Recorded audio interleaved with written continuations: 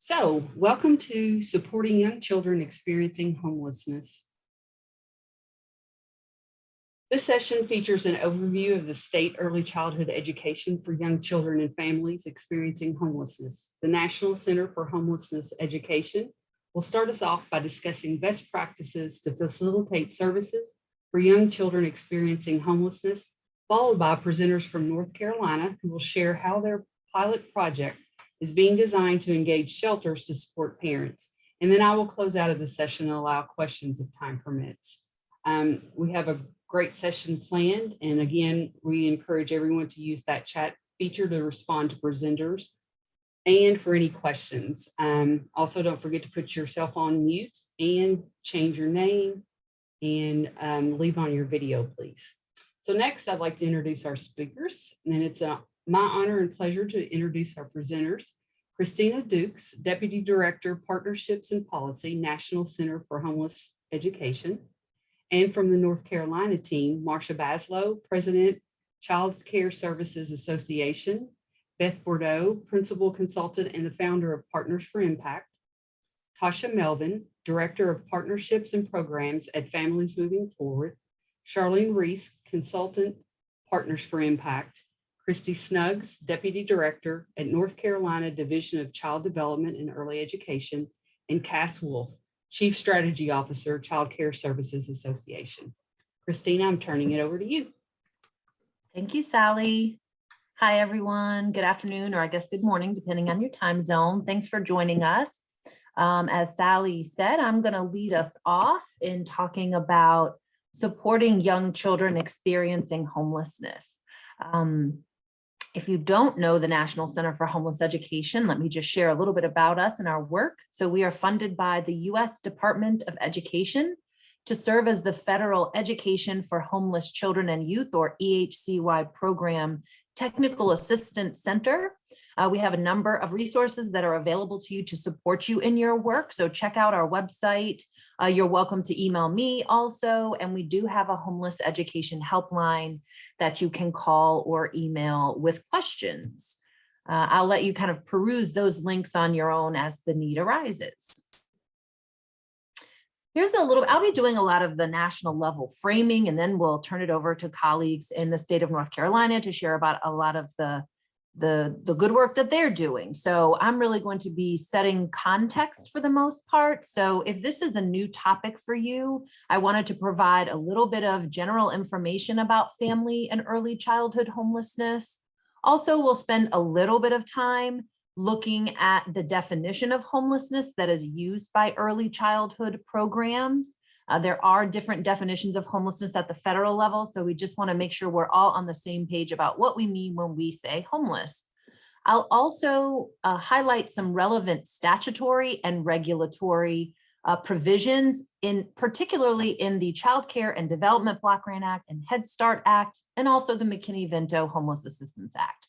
I'll give you a few, what I call a partnership starter pack, so just a few basic strategies you can use if you are reaching out to partners across the aisle, whoever those partners may be, and I will share resources for more information. There are a few places where I would love for you to, actually, you can really chat and share your thoughts and comments at any time while I'm presenting, but there will be some specific stopping points where I'd love for you to share your questions or chime in on what you're seeing in your local area. First of all, you have met us. So I'd like to invite you to, in the chat, share a little bit about yourself. Oh gosh, I have a little typo there. Sorry about that. So are you A, Head Start administrator or practitioner? B, CCDF administrator or practitioner? C, a school district early childhood administrator or practitioner? Or D, other? So just go ahead and share in the chat a little bit about your role, and I'm going to have a look as you're sharing your responses. Again, A, B, C, D, and if you are other, maybe just share about your role.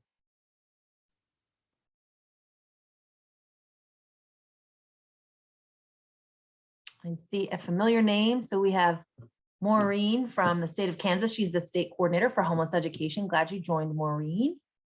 Okay, Head Start, literacy. Preschool development grant. Okay. Part C, I'm guessing you mean individual IDEA, special education. Part C, early intervention. I'm guessing that's what that means. Okay. CCDBG. So this is great.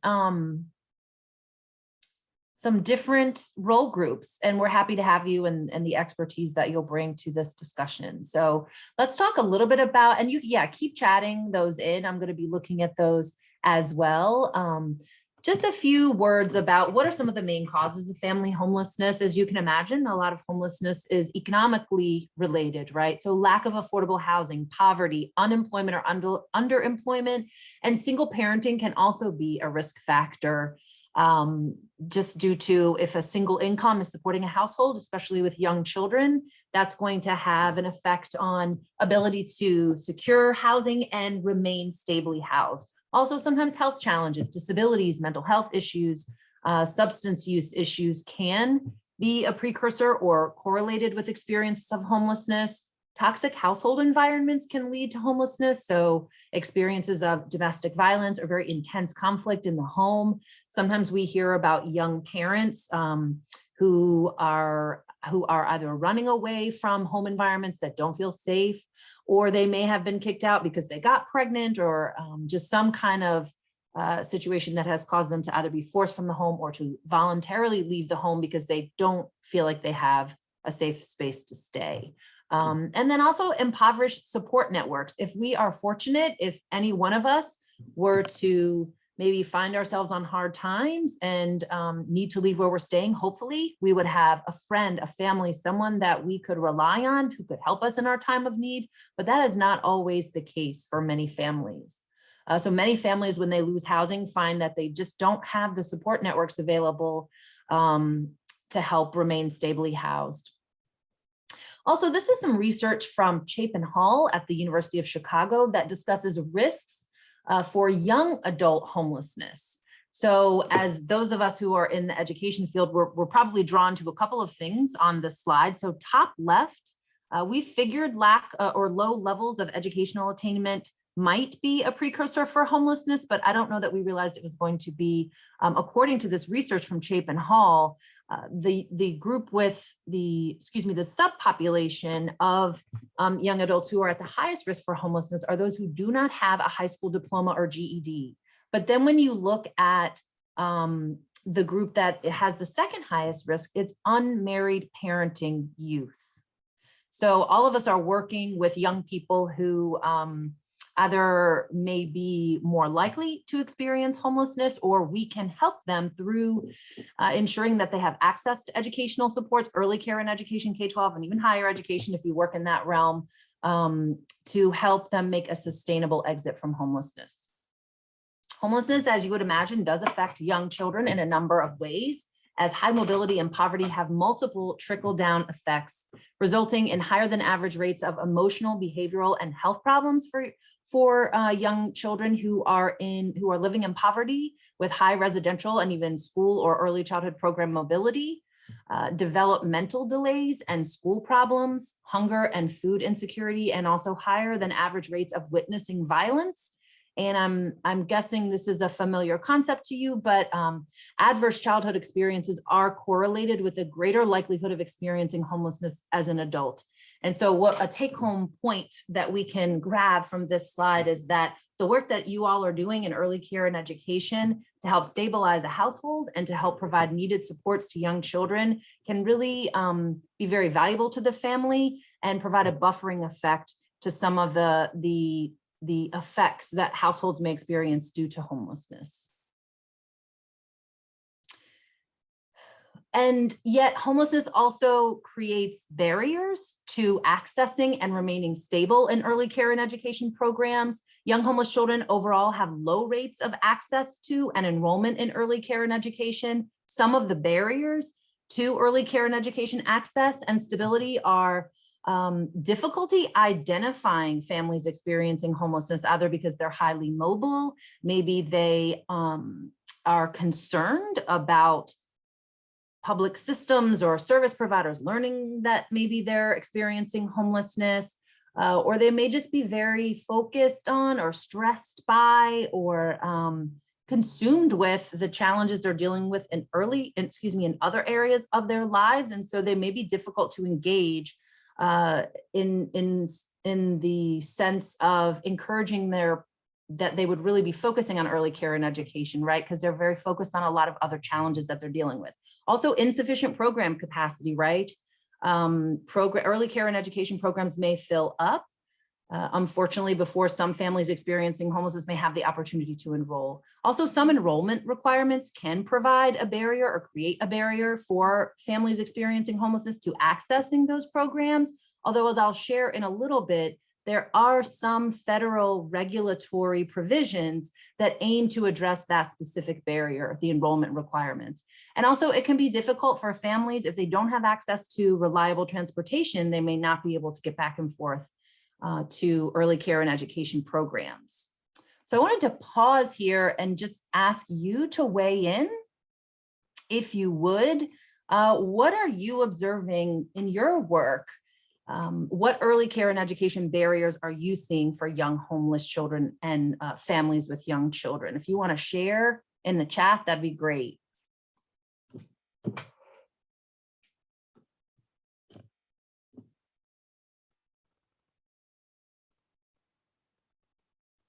I hope you won't be shy. If you really want to unmute, you could unmute and share over audio, but or I might see if the North Carolina folks want to break the ice.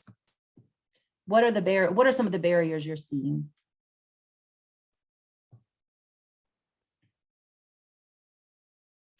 Okay, so Charlene, yes. So some families may have a particular conception, like what does it mean to be homeless?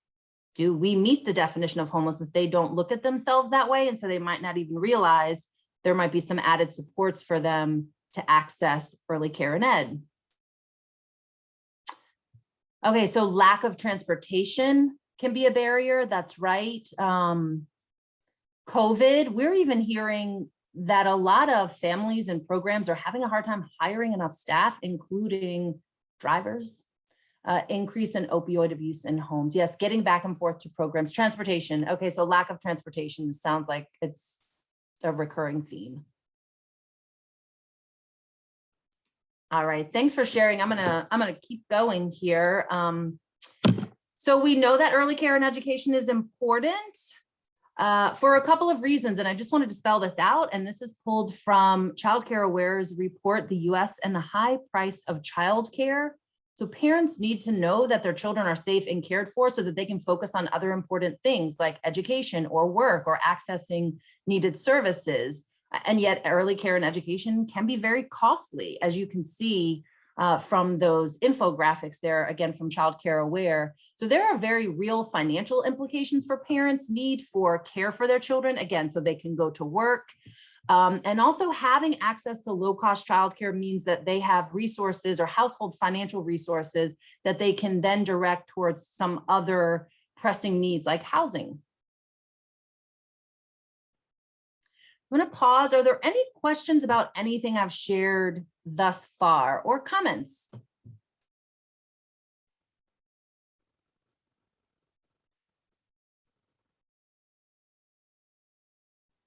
I'm also comfortable with silence, so I'll wait in case you guys need a minute. So.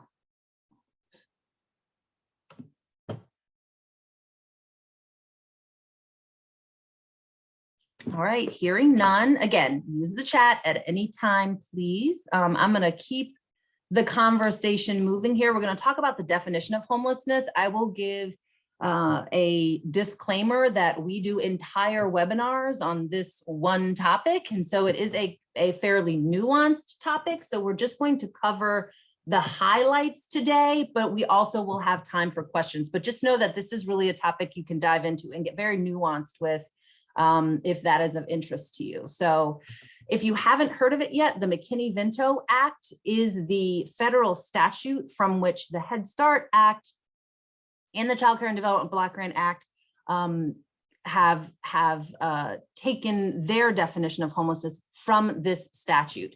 Technically, when we say the McKinney-Vento Act, we're referring specifically to Subtitle 7B of that act, the education subtitle.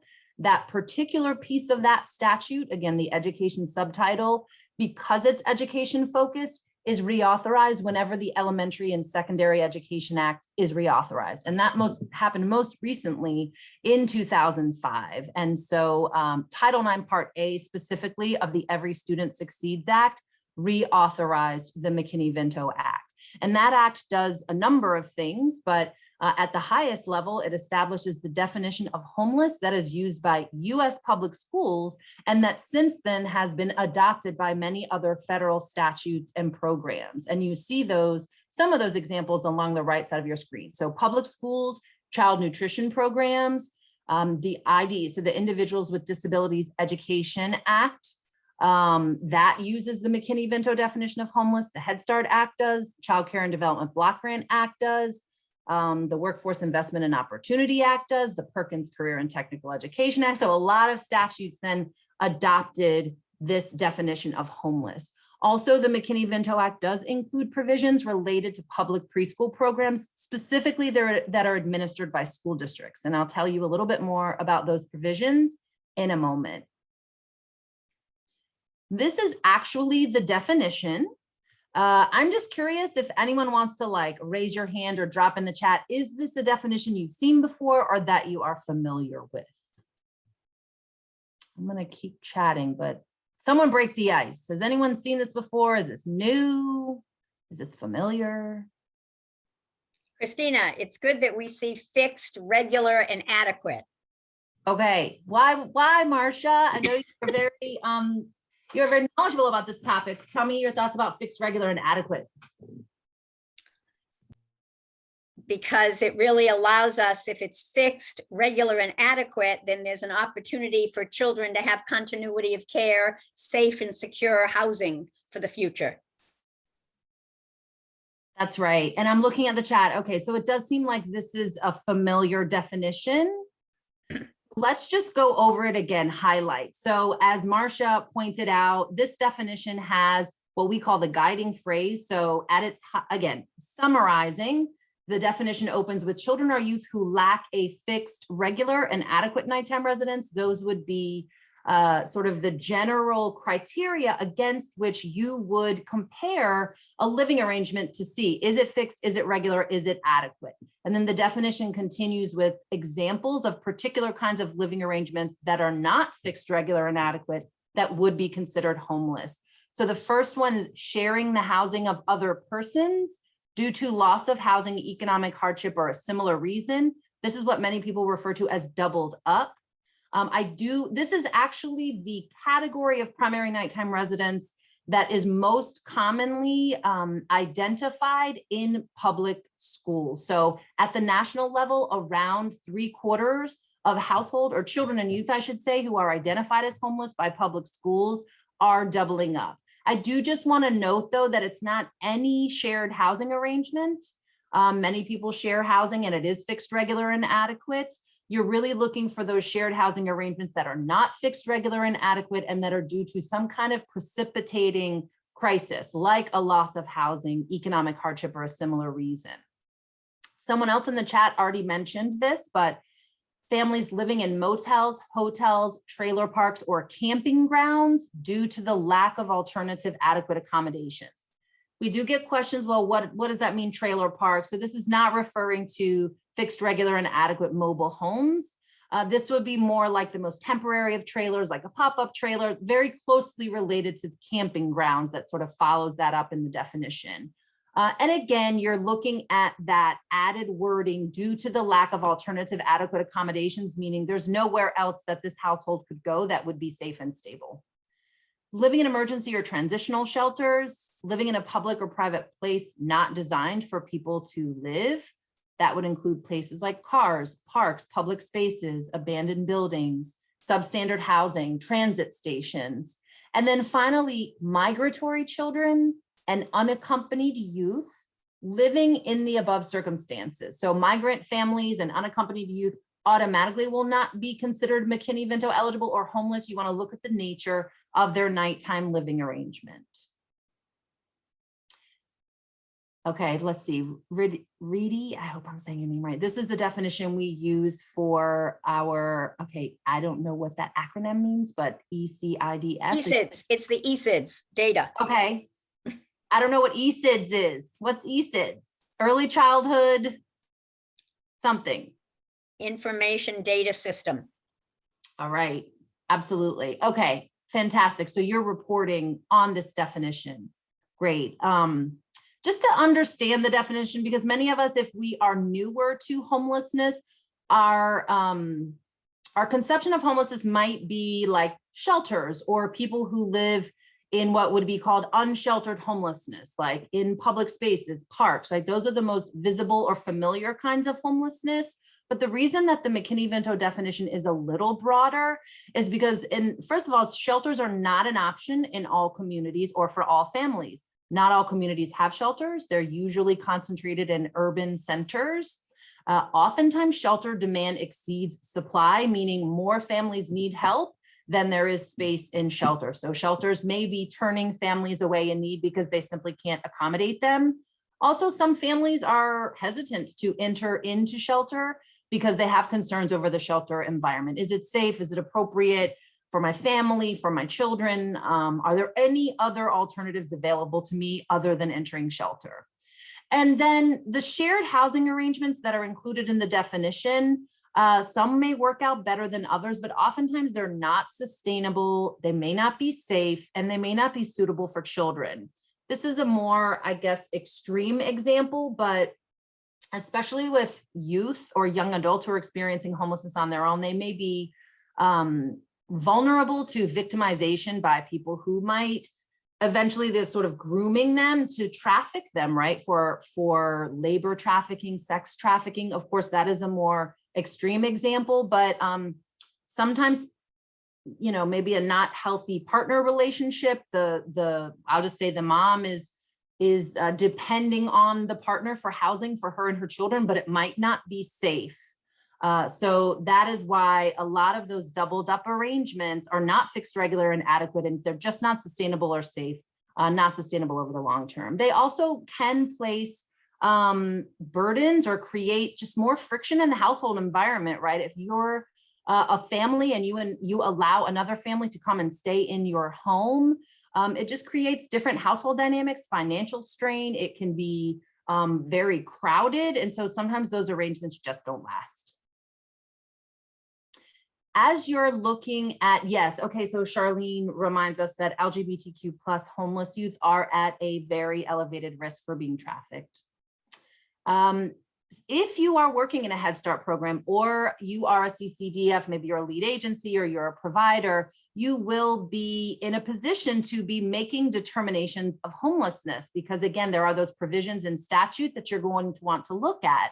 But to be able to know how to apply those provisions, you'll need to know, well, who are the households that we're serving who are experiencing homelessness? So just a few tips on how to determine homelessness. First of all, you are going to want to determine homelessness on a case-by-case basis, considering the unique circumstances of each household. Some cases will be very easy to determine. For instance, a family who's staying in a shelter, you might need to do a little bit more of a nuanced analysis in some of those doubled up arrangements in particular. Also, do pay close attention to the legislative wording because sometimes there's more detail there than you initially thought, right? So, well, would this shared housing arrangement qualify as homeless? Well, number one, again, remember, is it fixed, regular, and adequate? And is it due to the loss of housing, economic hardship, or a similar reason? So that legislative wording may provide you with needed clarity. Also, if you are feeling stuck, it's not a bad idea to reach out to a colleague. What do you think about this? Can we process this together? You also can call or email NCHE's homeless education helpline, as that is a very common topic that we address in helpline requests, so determining eligibility. And we do have a brief that provides more details if you really want to dig into this topic. Okay, and then there's a question. Oh, that's right, I have one more slide. I see that question. I'll get to that question in just a moment. I think I have one more slide. For those of you who are into data, and Marcia, Ms. Baslow, I think you were very much a part of launching this report a number of years ago. What you see on your screen is pulled from an annual report that the U.S. Department of Education releases. I believe they do that in partnership with Health and Human Services. I actually will draw your attention to the infographic along the right first. That is the most recent snapshot of the prevalence of early childhood homelessness. So it is estimated based on some number crunching that people who are far smarter at data crunching than I am have, they've crunched some numbers and they believe that about 1 in 18 children under the age of 6 will experience homelessness in a given year. And then if you look at the light green graphic there, that is showing how many of children under the age of 6 who are experiencing homelessness are accessing Head Start, Early Head Start, or McKinney-Vento funded early care and education programs, and that was in 2019. And we see that approximately 10% of eligible children were accessing those programs, while about 90% are estimated to be unserved. Then if you want to look along the left, that actually is from a previous report and shows those numbers over time. What I think the take home point there is that little by little, we're seeing small upticks in the number of children and youth experiencing, children experiencing homelessness who are being served in early care and education programs. And yet it's still a pretty low number, a low percentage, I would say. So I'm going to pause here for questions. Any questions you have? I'm looking at the time as well. We're good on time. So I don't remember where I heard. Please let me know. If the unemployed adult lives with a friend, is that categorized as homeless? So my response would be, well, it depends, right? And I would point you back to the definition. So an unemployed adult who's living in shared housing won't automatically be homeless. Again, let's look back at some of the language. So first, you'll ask, is this a fixed, regular, and adequate nighttime residence? So is it stable? And is it adequate for the people staying in that home? Also, again, sharing the housing of other persons. Did this shared housing arrangement come about due to, did that unemployed adult maybe because they didn't have the income needed to pay rent, so they were evicted and they had nowhere else to go. So they asked a friend, can I stay with you until I can sort of get back on my feet? Well, then that would be shared housing due to loss of housing or economic hardship. So again, I would really look at the legislative wording and make that case-by-case determination. You won't automatically say that an unemployed adult who's sharing housing would be considered homeless, but pay attention to sort of the full picture. Let me go back here. Okay. Hi, this is Rudy. Can you hear me? Yes, I'm yes, sorry. I can. I thought of, I don't want to type one more question, but this is definitely my last question. So with our EC, this integration system, so we get the homeless data from multiple systems and we categorize, we count children who's exposed to homelessness. So I have a question. So when you show this report, when you calculate the count of children who are experienced homelessness, are they only children? Or if the parents are homeless, do you consider children are homeless too? Or just you have a data about children only? Because in our situation, what happens, sometimes we have a data about family. So we know, okay, we have a system that we get the data of birth registry. So we know that, okay, mom is homeless, but do we consider child is homeless too? Because we don't, and I don't know if it's the right thing to do. So do you have any idea on that? Like if the parents are homeless, do you consider children homeless? But if the children are homeless, you consider parents homeless? Yes. Well, I think so in schools, I'll tell you how it happens in schools. And then maybe Marcia has something she wants to share. So in schools, the way that the data is reported is based on the number of children, Okay. youth enrolled. And so they are specifically counting school age children and youth whose living arrangement at the time of identification meets the definition of homelessness. Now, are many of those students part of a household, a family that is experiencing homelessness? Yes, but there also are what are called unaccompanied homeless youth who are young people experiencing homelessness on their own. So I think it may depend on the data source. In this case, they were looking at the children themselves, but were those children likely part of a family or a household experiencing homelessness? Yes, but specifically represented in the numbers are the children under age 6. Okay. Marcia, would you add anything like maybe you had some insights to share? No, that's exactly right, Christina. And the you'll notice that it's the McKinney-Vento data and the Head Start data, and the Head Start data is also per child. Although they do collect family homelessness, in this chart, it is around the number of children. Okay. Yeah. So for us, we are only including children who are experiencing homelessness based on our school system. So that's more like defined data about children. So we need to be very careful that when we have a system that a family are defined as homeless, we need to see if the children are really homeless or not. Okay, thank you so much for your insights. Thank you. Well, and when you're dealing with a family in the school, it also then impacts the young child that might be at home. Okay. Yes, and I want to be clear also. So let's say using the example of school district data, the U.S. Department of Education requires them to report on the students. Okay. It doesn't, but that's specifically for the U.S. Department of Education data reporting requirements.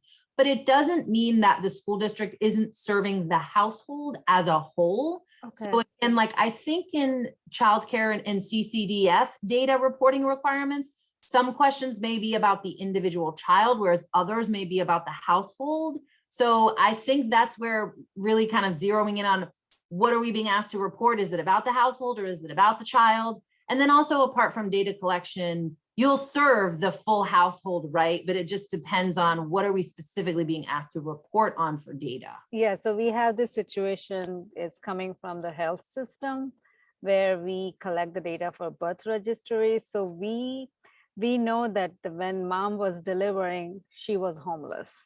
So what about the child? Should we calculate that child as being homeless or we cannot? You know, we have that kind of situation. I would, because if the child is living with the mom and you have deemed that the mom's living arrangement meets the definition of homeless, then the child's living arrangement would meet that definition as well. Yeah, it's debatable because you don't know if the child if the mom is surrogate mother, or if the child is going to grandparents, or the primary caretaker is different. So it's a debatable situation there. So those are situations that we are dealing with. So that's why I had that question. Okay, thank you. Right. Thanks Thank for you. interacting. That's good. Good to hear. Yeah, that's the good stuff. Yeah, thank you. Thank you, everyone. Sure. So I'm going to keep moving to just draw your attention to some relevant statutory and regulatory highlights. So let's look first at the Head Start program standard highlights. You're going to notice I'll focus first on Head Start, then on CCDF, but the CCDF provisions are similar to Head Start. So when we get to CCDF, I'll just really draw attention to the piece that's different. So homeless children are categorically eligible for Head Start services under the McKinney-Vento definition of homeless. So you don't need to have income qualification and verification and all of that like you would other households. Student or children and households who meet the definition of homeless are categorically eligible for Head Start. Also, Head Start programs must conduct a needs assessment at least every 5 years that, among other things, must speak to or be reflective of the needs of homeless children. So homeless children are a specific population called out in statute that need to be addressed in that needs assessment. Also, programs must collaborate with local liaisons. Local liaisons are the key homeless education contact in all public school districts, and also with providers of services to homeless children and their families. Programs are required to make specific efforts to identify and recruit homeless children into Head Start and early Head Start programs. These programs must prioritize homeless children for enrollment. They must have flexible options for documenting program eligibility. So certain documentation that might be very easy for other households to provide readily might be more of a challenge for households experiencing homelessness. And so programs need to be flexible for documenting eligibility. Programs also need to provide a grace period for complying with certain records requirements, specifically immunization record requirements and allow those children to attend in the meantime. Programs may, so this is not a must, this is a may, reserve up to 3% of program slots for homeless children and youth. And the specifics of how to handle that and the timing of that are listed in the regulations if you want more details on that. Programs must make efforts to maintain continuity of enrollment for homeless children, even if the child moves to a different area, or work to transition the child to a program in the new area where they have moved. And then programs must utilize community resources where possible to provide transportation to homeless children and youth if lack of transportation poses a barrier to program attendance. If you want like the quick and dirty resource on this or reference on this, click that link when you get the slides, and there's a one-pager on the front where we at NCHE have highlighted specifically where in the regulations you'll find that piece of information if you want to see the actual regulatory text. We see very similar regulatory requirements for CCDF. CCDF does use the McKinney-Vento definition of homelessness. CCDF state lead agencies also have a coordination requirement, specifically with state coordinators for homeless education. So every state has someone in the state education department, like we have Maureen on the line from Kansas. And so when you're developing your state CCDF plans, you must be coordinating with your state coordinator to ensure access to services for homeless children. Lead agencies must provide training and technical assistance to staff and providers about identifying and serving homeless families. Lead agencies must conduct specific outreach to homeless families. So you're probably seeing these things as very similar to Head Start. Lead agencies must prioritize homeless children for services. They must establish a grace period to allow families to comply with immunization and other health and safety requirements, while referring families to agencies that can help them to meet those requirements. They must implement procedures to permit the enrollment of homeless children while needed documentation is gathered. And state lead agencies may differentiate payment rates to providers based on the needs of homeless children, as higher needs children may be costlier to serve. So the one thing that I'll mention that is not present in CCDF, that is present in Head Start, is categorical eligibility across the board. Sometimes states will have particular requirements that all families being served must meet, although you are allowed to deem homeless families protective. I believe it's called the protective services categories, to allow additional flexibility for their participation in programming. Under the McKinney-Vento Act, young homeless children attending public preschools that are administered by school districts do have school of origin rights, which means if the family moves outside of the geographical boundaries for that school, that child can continue to attend that preschool program in the original school of origin. This does refer also to Head Start programs administered by a district. If it is deemed to be in the best interest for the child to continue attending that preschool of origin, the district does need to provide transportation if requested. In the interest of time, I'm going to keep us moving here. So just a few partnership strategies for you. If you maybe you are a Head Start program and you've heard, oh, I'm supposed to be working with my state coordinator, or maybe you're working with CCDF and maybe I should reach out to my school district or reach out to the Head Start state collaboration director. Someone has to reach out, right? So go ahead and reach out and start a conversation with that person, ask about their work, share about your work. Talk about how you might want to partner to serve families experiencing homelessness. It's a good idea to focus on concrete efforts with mutual benefits. So think about, what can I offer to this partnership as we try to serve these families better? And what am I hoping that you might be able to offer to help address the pain point that maybe my program is dealing with? And start simple, right? So you don't have to solve everything from the beginning. Maybe start simple and build some confidence in your partnering work, and then move on to something that's more complex. And as with any professional partnership or relationship, you will want to continue to engage and invest over time. Look at, hey, how are our partnership efforts going? Are there new things we need to address? What are emerging topics? So just keep the conversation going. I want to get to this. Well, let me see. Yeah, have about 3 minutes. I'd just like to open it up and see if anyone, whether in the chat or over audio, if you want to share what's happening in your program with serving households experiencing homelessness. Are there successes you'd like to share, challenges you'd like to share? I'm just going to open it up for about the next 3 minutes, and I hope you won't be shy.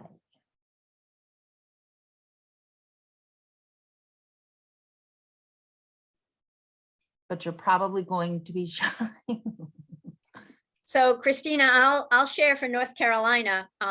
North Carolina has a 4% set aside for children experiencing homelessness and foster care with our CCDF dollars, so that a family who is identified as homeless should not be on a waiting list. They hopefully will be able to receive services.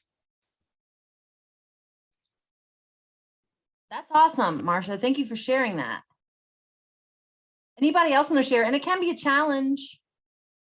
If you want to share a challenge, or, are you doing, so knowing that both CCDF and Head Start are required to specifically reach out to and recruit families, does anyone want to share how that's going? How are you reaching out to families experiencing homelessness? During COVID.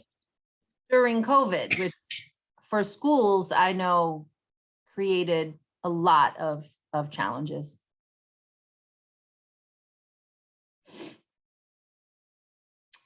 All right, I'm going to keep it going. You guys must be feeling a little quiet. It's getting towards the end of the day. Here are some resources for you. And I believe that Sally and her folks will share these slide decks following the session. So check out these resources if this is a topic you want to dive deeper into. Also, I know the North Carolina folks will be presenting momentarily, are going to share about a really cool self-assessment tool that shelters are using when working with families experiencing homelessness. So without further ado, I am going to turn it back over to Sally, who's going to walk us through to the next section. Please feel free to reach out with any questions you may have. I'll drop my email address in the chat. Thank you.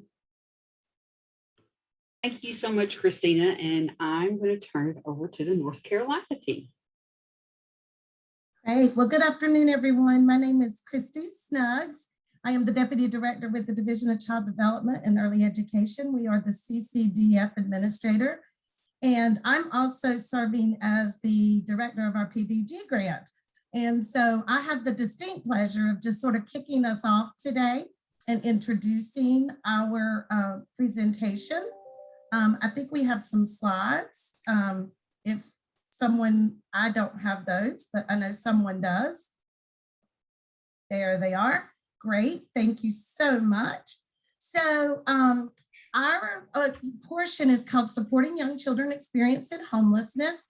And you're going to hear so much exciting information this afternoon or morning, depending upon where you are, about our tool that we're using in homeless shelters, but also about the strategic plan that North Carolina is developing as part of the PDG dollars. I will say most of you are probably aware that the U.S. Department of Education releases early childhood homeless state profiles.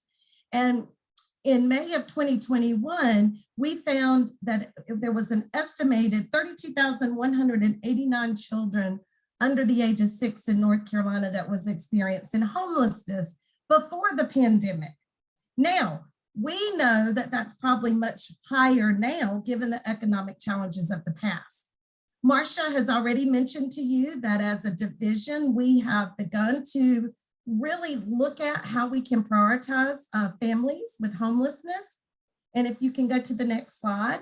As a division, we do have a 4% set aside within our child care subsidy program to serve vulnerable populations. And we do link in there, all of our counties have to prioritize children who are experiencing homelessness or those who are in a temporary living situation. So counties establish no waiting list. They have to serve these children as quickly as they learn about them. And then the other thing that North Carolina has done that we're very excited about is we have really prioritized early childhood, and our governor has asked us to create a North Carolina Early Childhood Action Plan. And within this action plan, there are 10 goals. And two of these deal with safe and secure housing and how do we make sure that children are served in high quality learning environments, prioritizing families experiencing homelessness as some of our most vulnerable children in North Carolina. So without further ado, I am pleased to turn it over to my colleagues for them to share with you what we are doing with our PDG dollars, because we have been encouraged to use any of our funding sources, discretionary funds and others, to really prioritize this population. So I am going to turn it over to, I believe that Marcia is taking over. Marcia. Great, thanks. And we'll turn to the next slide. Christy, thanks so much for kicking this off for us. And Christina said that we'd share a lot of our work. I actually don't know if we're going to share a lot of our work because there's a fair amount going on. We are actually working with the North Carolina Yay Babies work group, which is part of our PDG grant. We're planning a strategic plan, and we have a webinar that we're kicking off as part of our strategic planning process, the beginning of November. But today, we are going to talk about the early childhood self-assessment tool. And you can see the picture of the tool here. And I'm going to turn it to the next slide. My job is to really give you a really small history. It was developed by the Administration for Children and Families in 2014. And it really, you know, people said, well, why? Why are you doing something for shelters if you're focused on early childhood? And it's really because, you know, we need to really meet people where they are. And if young children are in shelter, then we need to make sure that those in shelter, you know, understand how important it is for services for young children.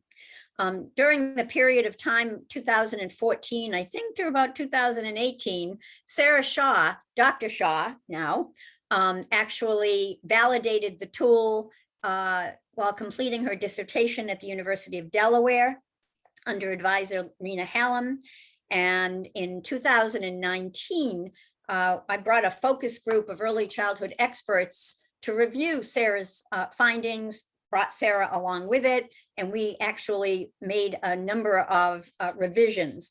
At that time, we had to totally revise the tool, and we worked with ACF to really roll out the revised tool. But I want to mention before I move to the next slide that Philadelphia, Pennsylvania, those of you in Pennsylvania who are on this call, Pennsylvania used the original tool and actually developed a strong program in the city of Philadelphia using it. They're now going to use the revised tool, but they did try it with the new tool, with the old tool. Next slide. Very briefly, I'm going to tell you that the design really, it's critical that shelters look at all different areas as they're working through this, so that they have to consider the physical and the social, emotional of their programs, so that the tool is really designed to help the shelter staff to assess multiple aspects of their program. And so you'll see that there are 5 sections on this slide: health and safety, programming, food and nutrition, wellness and development, workforce standards and training. There's lots of different areas. For the sake of time, I'm not going to go through what's on each of them, but I think that each is really important. And if we look at the next slide,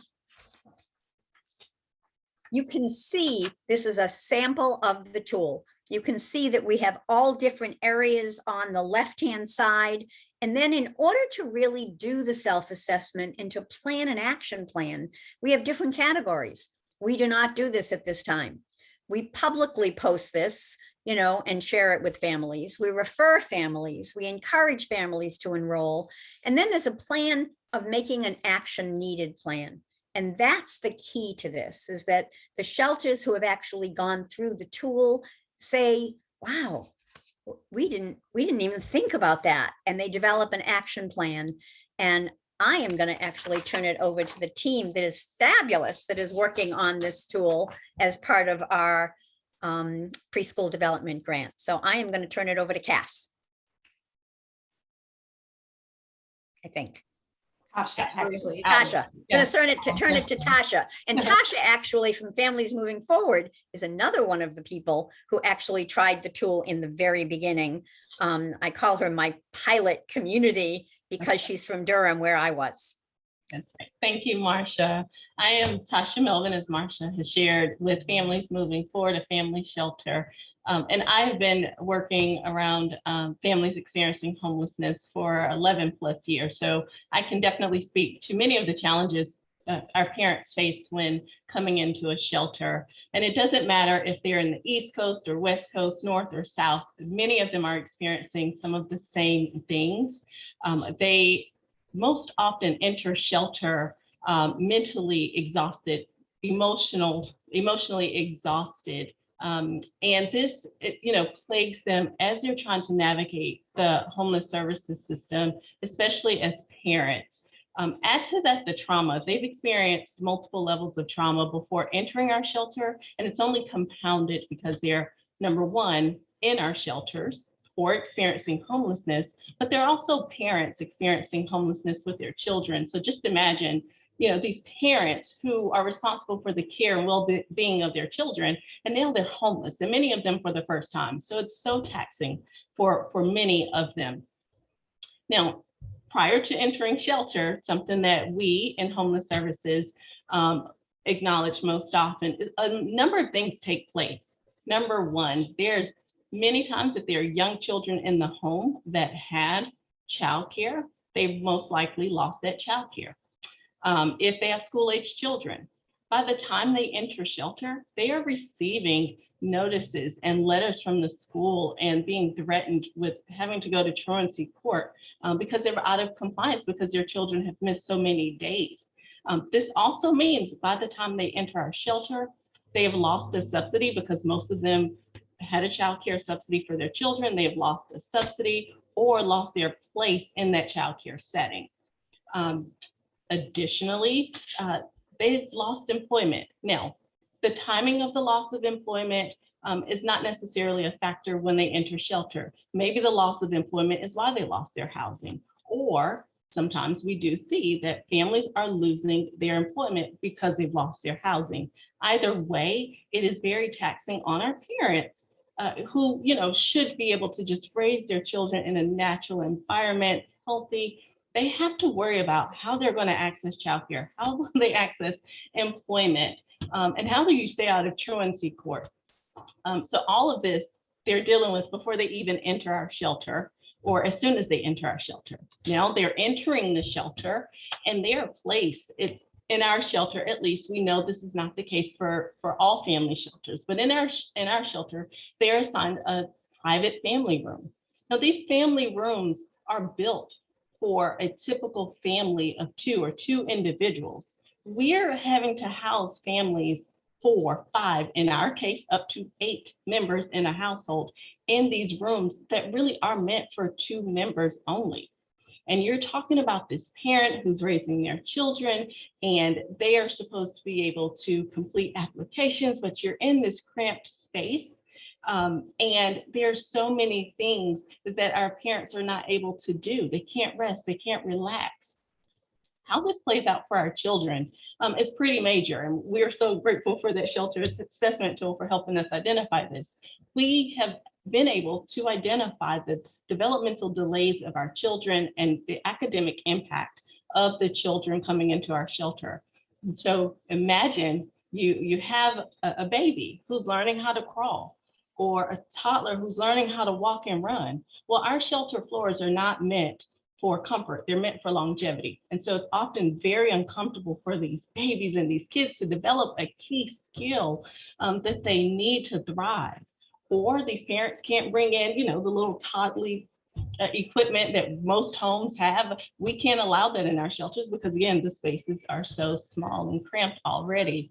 And so these kids can't develop the gross motor skills that they need, or the parent who's already trying to fill out applications for housing or applications for employment, they can't help that child that's trying to complete a homework assignment or spend time with the child who just wants to watch television. They can't complete a puzzle with our youngest children, or what's really popular now, that kinetic sand. I personally prefer Play-Doh with their babies because they're so emotionally taxed. And for shelters, this is a challenge for us. It's a challenge because most often shelters hire case managers, and our primary responsibility really is to help identify housing options, help our families secure employment. But it's really hard to do all of these things if we cannot access childcare. And one of our greatest challenges, as has already been shared in the chat, is transportation. I don't know how many meetings I go to. In fact, it's one of my goals here is to work with community partners to establish transportation for our youngest in shelter, so their parents can be able to access those subsidies and the funds that are already meant for them, so they can get their kids in childcare, they can secure employment, and ultimately secure housing. But it's really hard to do without key partners at the table. And so that's something many homeless shelters are not able to do. Again, because many of our organizations are not set up for that. So we want to turn it to you all if you are willing to participate in a poll. We would like to know of your community's shelters and early childhood programs. Are they working together in one way or another to support families experiencing homelessness? We will just take a few